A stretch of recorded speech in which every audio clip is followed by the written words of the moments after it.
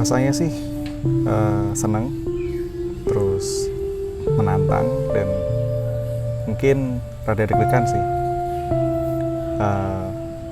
Seneng karena yang pertama ada sesuatu hal yang bisa aku lakukan mungkin di luar kerjaan, dan ini mungkin ya entah sedikit atau banyak juga harapannya bisa ada impact-nya gitu ke pendengar. Jadi kegiatan yang saya lakuin itu positif gitu kan.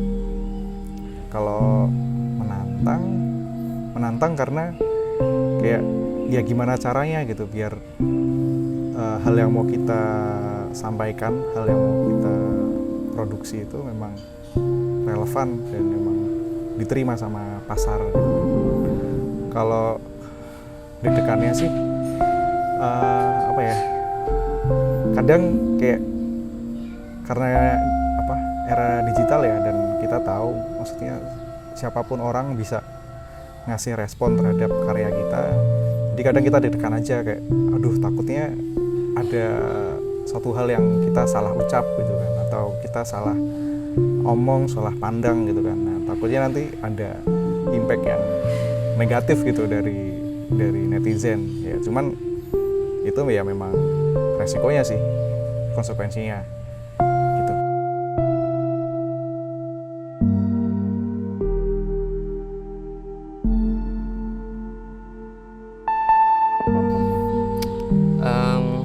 Rasanya tentu saja seneng ya, karena ini awalnya adalah proyek pribadiku sendiri, tapi akhirnya aku jadi punya temen, ada sama Aji, terus juga sama Akmal juga.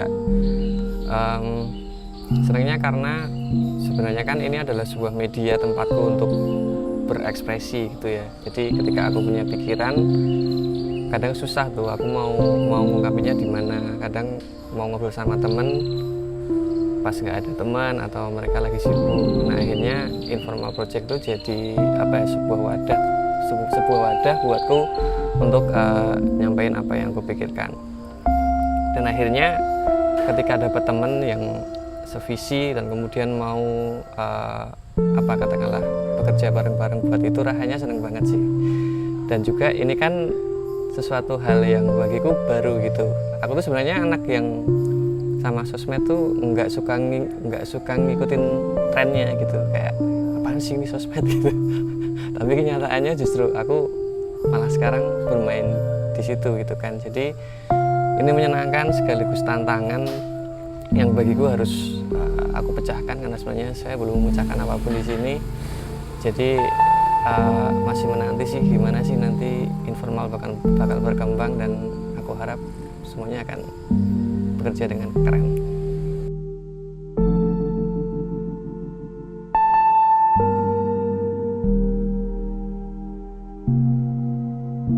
Ya menurutku tergantung sudut pandang sih, dan tergantung konteks.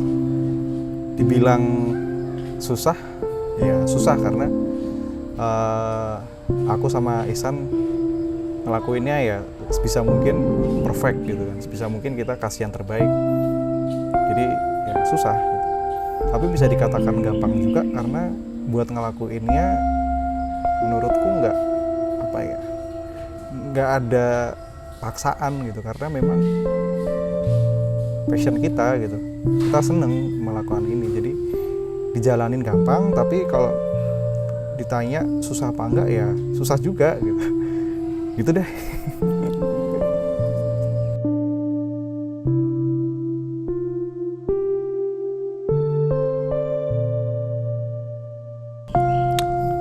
Ya kalau dibilang susah ya susah tentu saja. Ini sesuatu yang baru yang nggak pernah aku lakuin, tapi tetap saja menyenangkan karena ini adalah sesuatu yang aku cintai, dan aku melakukannya kan jadinya ya sering-sering aja gitu.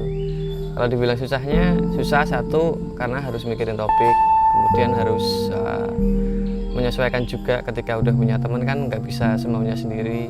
Terus juga ketika harus editing, render itu kadang nunggunya lama, apalagi kayak kita kan belum punya alat yang cukup proper, jadinya terkadang ada masalah-masalah di kayak videonya ada yang blur atau ada yang gelap banget atau ada yang noise, dan harus misalnya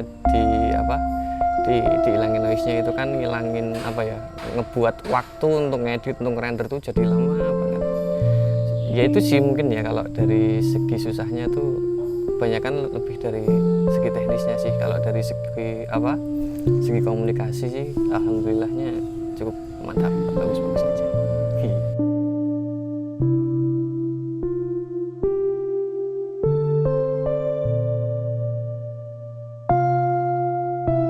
Seneng sih, yang jelas ya seneng banget gitu, karena aku bisa ketemu teman-teman, bisa ketemu cerita dari orang lain, dan ya emang kan insightful gitu. Aku bisa banyak belajar dari mereka, dan kadang menurutku hal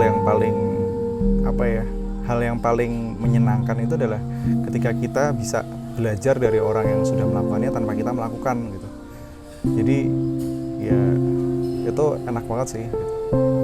Cuman kalau sedihnya sih ya pasti ada gitu kan, dimana kita harus punya ngeluangin waktu yang lebih sih untuk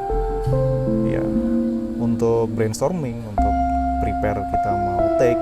Kita harus nyari orang atau narasumber sana sini gitu kan. Dan yang paling penting sih kayak tiap kali kita mau upload tuh kita deg-degan gitu. Aduh, yang nonton berapa ya, viewersnya berapa gitu. Ya, itu nggak sedih sih, lebih ke deg-degan gitu. Tapi kalau sedihnya tuh kita udah usaha ini tuh, kita lihat narasumbernya bagus tapi kok yang nonton dikit gitu kan. Ya itu kadang ada rasa sedihnya sih.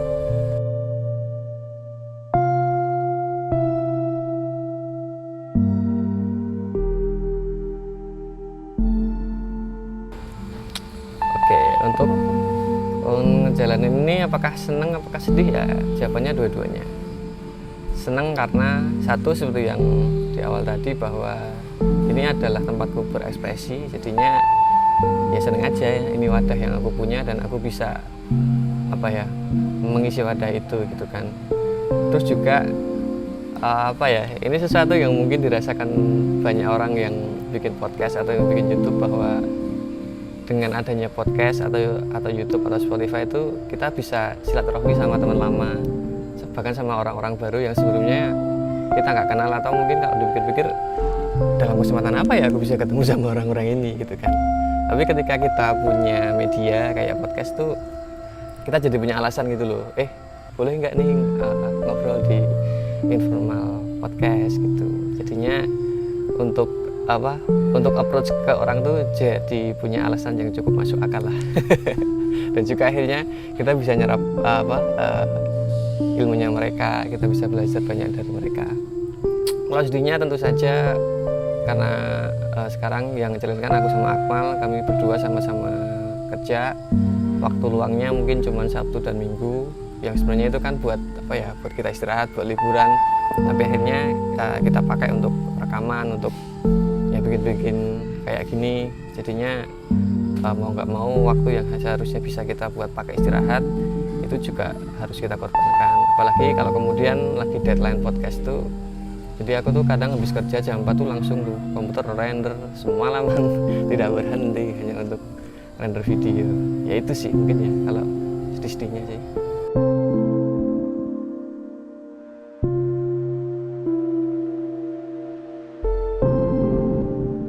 Banyak belajarnya sih di Informal Podcast, karena yang pertama pasti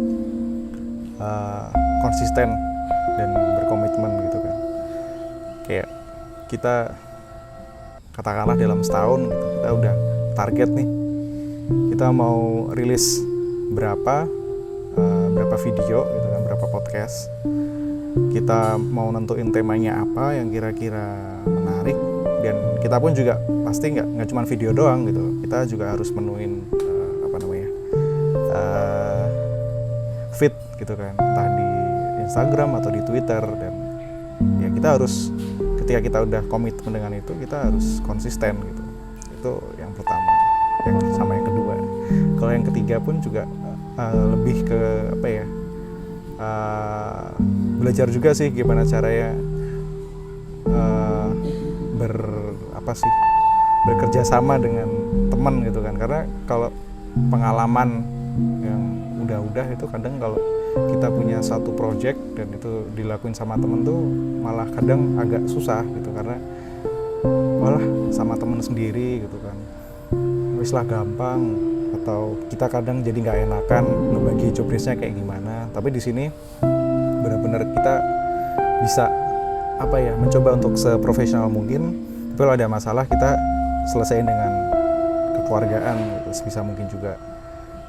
Jadi banyak belajarnya dari Novel Podcast.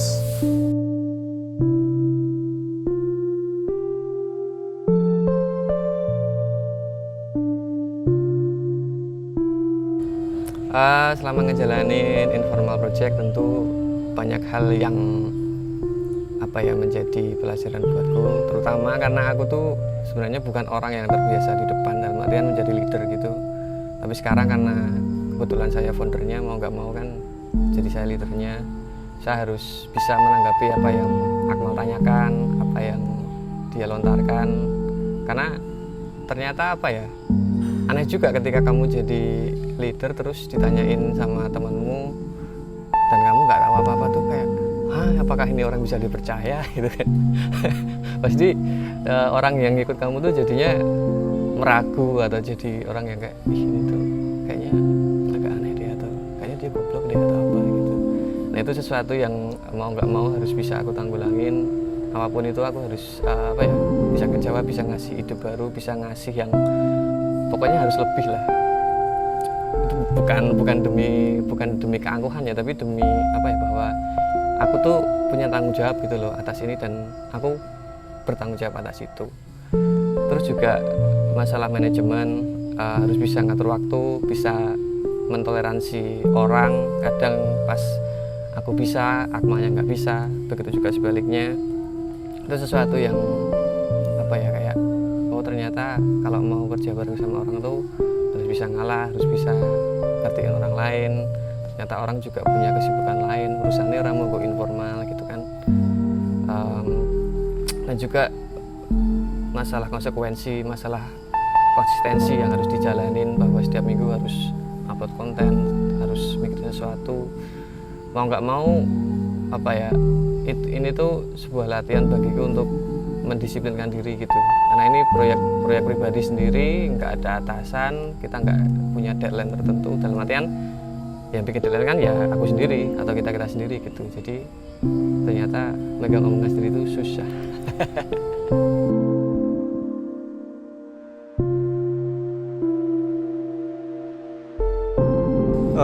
Sejujurnya sih dari tiap narasumber itu mereka punya cerita yang unik dan punya hal atau insight yang menarik banget buatku. Cuman karena keterbatasan memori dan ini ditanyain secara dadakan, aku sih ingat tuh waktu sama Mas Bisma tuh, dia yang usaha ternak, usaha sapi. Itu aku jadi bisa membukakan mata banget bahwa sebenarnya industri peternakan itu memang masih bisa kita geluti gitu, masih banyak hal yang kita bisa innovate di sana gitu. Terus dari Odi juga itu membukakan mataku banget bahwa nggak selamanya kalau kita mau usaha tuh kita harus punya modal, dalam artian modal uang ya.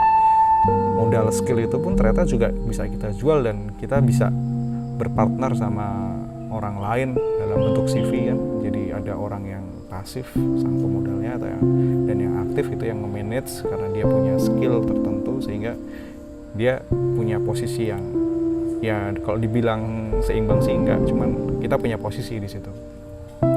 Terus kalau Mas Rian sih itu juga menarik banget, maksudnya benar-benar dari nol, dia ngejalanin usahanya pun juga di tengah-tengah kesibukannya dia buat kuliah S2, buat kerja gitu. Dan seminimal-minimalnya aku ketemu orang tuh seenggaknya aku dapat semangatnya mereka gitu, dan itu menarik banget tuh. Gitu sih.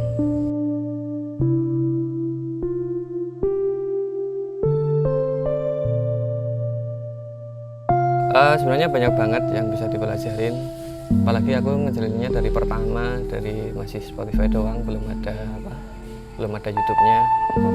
Tapi kalau kemudian bahas satu-satu ya tentu saya lupa dong.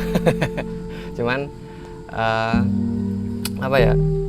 oh ya, satu hal yang paling menarik itu juga sama sih dengan Angkol, yaitu pas Mas Bismart, walaupun aku nggak ikut di situ ya karena lagi sakit waktu itu. Yang paling menarik adalah ketika dia ditolak temennya untuk join usaha karena dia nggak sholat. Itu sesuatu yang keren banget menurutku, entah kenapa gitu ya.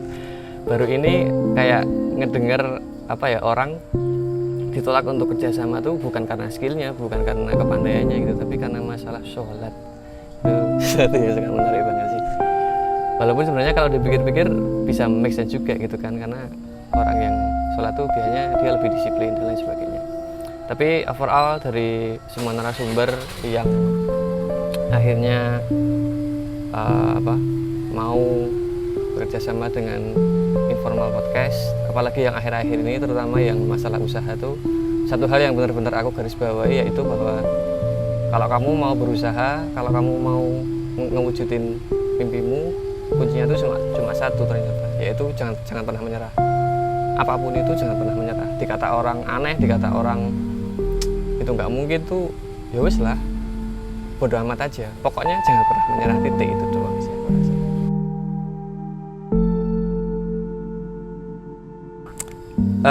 Terima kasih tentu saja buat teman-teman semua yang sudah mendukung Informal Project selama ini. Tentu sebuah kebahagiaan bagi kami untuk terus bersama kalian. Kita senang banget ketika ada respon-respon yang baik di kadang ada yang via chat pribadi ke aku, terus juga ada yang di Instagram, ada yang di YouTube. Thank you banget udah support kita, dan semoga perjalanan kita bersama ini akan tetap terus berlanjut. Semoga teman-teman untuk selalu menyapa kita di DM Instagram atau di komentar-komentar di YouTube. Insya Allah kita balas. Pokoknya kita senang banget untuk ngelakuin ini, dan bolehlah kapan-kapan kita gathering ya deh. Mantap pokoknya.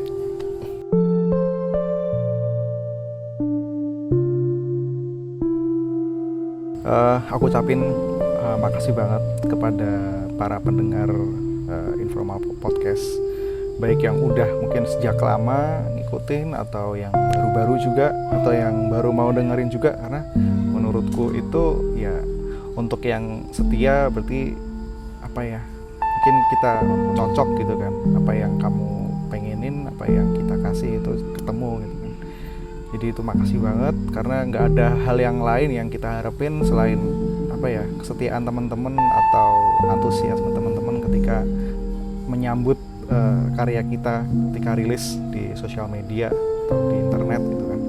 Dan kepada teman-teman yang baru mau nyoba juga, itu juga aku apresiasi banget. Berarti teman-teman mau mencoba suatu hal yang baru untuk mencoba mendengarkan karya orang lain, mungkin juga appreciate juga.